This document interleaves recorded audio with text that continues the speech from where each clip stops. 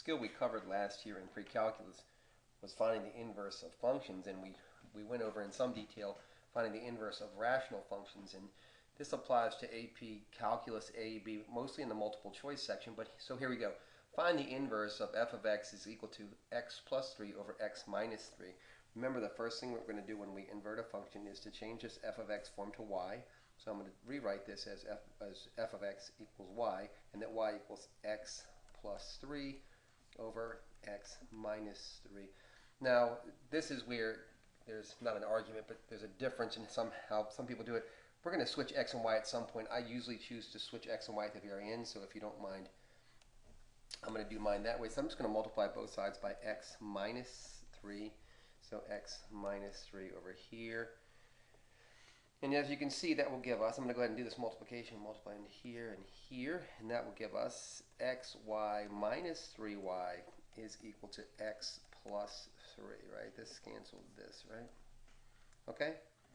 From there, I'm going to add negative 3 to both sides, if you don't mind. So I'm going to add negative 3 to both sides. That gives us xy minus 3y minus 3 is equal to x. Now I'm going to go ahead and switch x and y now. So switch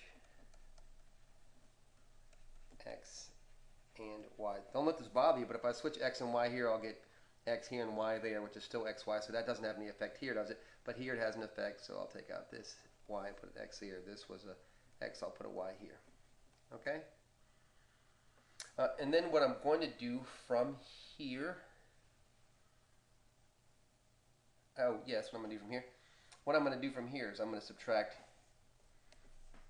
I've done this another way, but I'm going to subtract out negative xy here. And if you're wondering why I'm doing that, I'm trying to get everything that has a y on one side. So negative 3x minus 3 is equal to y minus xy. So y minus xy. I'm going to factor out y. And that's how I'm going to get my y by itself, right?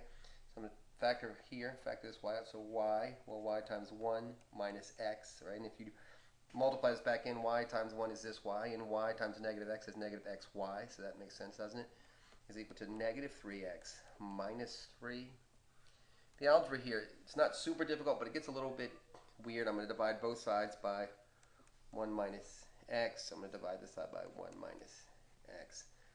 So I think you can see that makes this go away, doesn't it? And the only thing that is a little bit weird here is that you can factor out this negative 1 here. So if you don't mind, I'm going to factor out negative 1. That gives me negative 3x plus 1 over 1 minus x, if you don't mind.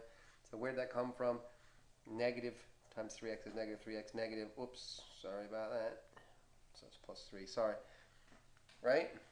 And then what I'm going to do is I'm going to take this negative, I'm going to distribute this negative sign into this mess here. So a negative times a positive is a negative, and negative times a negative is a positive. So that gives us x plus 1, okay, is equal to y, and y is equal to the inverse of f of x. Okay?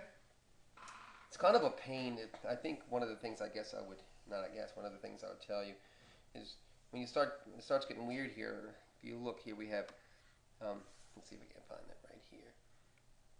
We have y here and here, and you have to figure out how you can get them together. What you can do is you're going to have to find a way to factor it out into one thing, and that's what happens here. So this is where it starts to get about here, okay? All right. Hope it was helpful. Study, study, study.